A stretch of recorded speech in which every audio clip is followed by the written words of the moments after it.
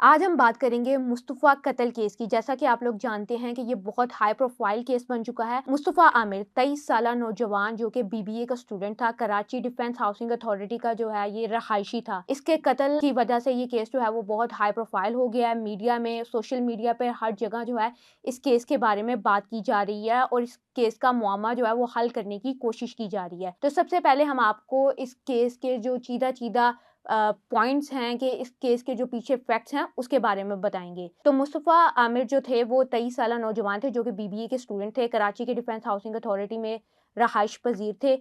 6 जनवरी 2025 की शाम को वो अपने घर से निकलते हैं, जिसके बाद वो लापता हो गए। 12 जनवरी को बलोचिस्तान के हब से एक गाड़ी मिली जिसमें इनके जलते हुए बाकियात दरियाफ्त हुए। तो उसके बाद ये कत्ल का मुकदमा जो है वो कत्ल की तहकीकात में ये मामला शामिल हो गया और मालूम हुआ कि इस केस में 3 अहम इंतहाई मरकज़ी किरदार हैं, जिसमें अगर हम पहले किरदार की बात करें तो वो हैं अरमगान कुरैशी, जो कि मुस्तफ़ा आमिर के दोस्त थे और डिफेंस हाउसिंग अथॉरिटी में कराची के डीएचए में ही रहते थे। इसके अलावा जो दूसरा अहम इम्पोर्टेंट किरदार है वो है शेराज़ कुरैशी, जिनका निकनेम था शावेज़।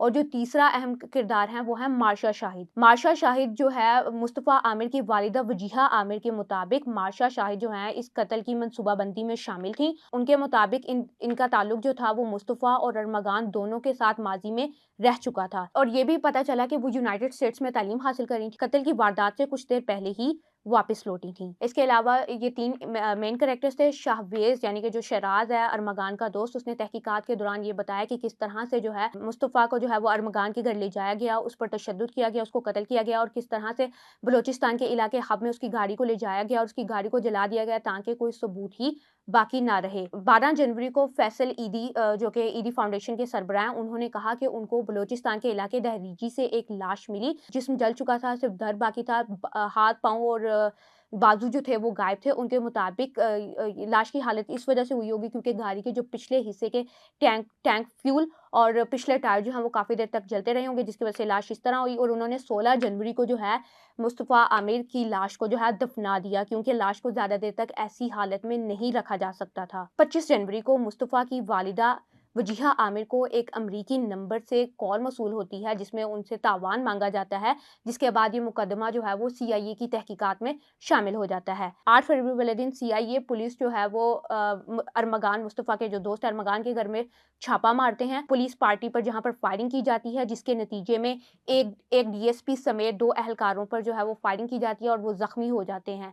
लेकिन फिर भी पुलिस जो है वो अरमगान कुरैशी को पकड़ने में गिरफ्तार हो जाती है। अरमगान के बारे में ये भी है कि उनका एक पहले से ही क्रिमिनल ट्रैक रिकॉर्ड है जिसमें बत्ताखोरी, मुंशियात की स्मगलिंग और गैर कानूनी हथियार रखना वगैरह जो है वो शामिल थे। और पुलिस को अरमगान के घर में मुस्तफ़ा आमिर का मोबाइल फ़ोन भी मिला। इसके अलावा कालीन पर खून के धब्बों से जब डीएनए लिए गए और इसको Sindh forensic and serology laboratory में भेजे गए, तो वहाँ पर जो डीएनए की मैचिंग है खून के धब्बों की, वो मुस्तफ़ा आमिर की वालिदा वजीहा आमिर के साथ हुई। तो अभी भी ये केस की जो है वो तहकीकात जारी हैं। अभी तक की जो ताज़ा तरीन सूरत-ए-हाल है उसमें ये है कि सिंध हाई कोर्ट ने जो एंटी टेररिज्म कोर्ट यानी इंसदाद दहशतगर्दी अदालत का जो फैसला था उसको रिजेक्ट कर दिया और अरमगान कुरैशी का जो है जिस्मानी रिमांड मंजूर कर लिया ताकि कत्ल की जो तहकीकात हैं उसको जारी रखा जा सके और मालूम हो कि कत्ल के पीछे क्या मोटिव था, क्या रीज़न थी। इसके अलावा अदालत सिंध हाई कोर्ट ने जो है वो कब्र से लाश को निकालने की भी मंजूरी दे दी गई है ताकि जो है पोस्टमार्टम और डीएनए एनालिसिस किया जाए और पता चल सके कि कत्ल की क्या वजूहात हैं। अभी तक की जो इब्तदाई तहकीकात हैं उनसे पता चलता है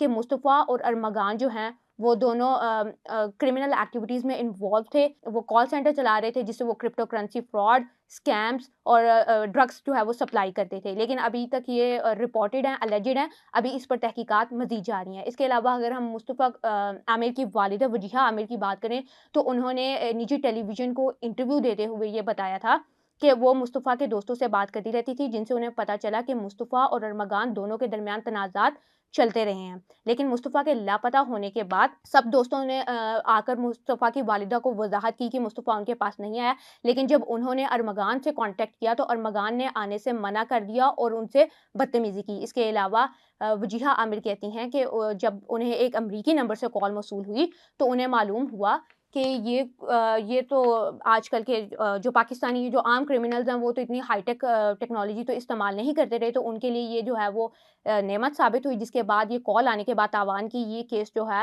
वो एंटायर वायलेंट क्राइम सेल के पास चला गया।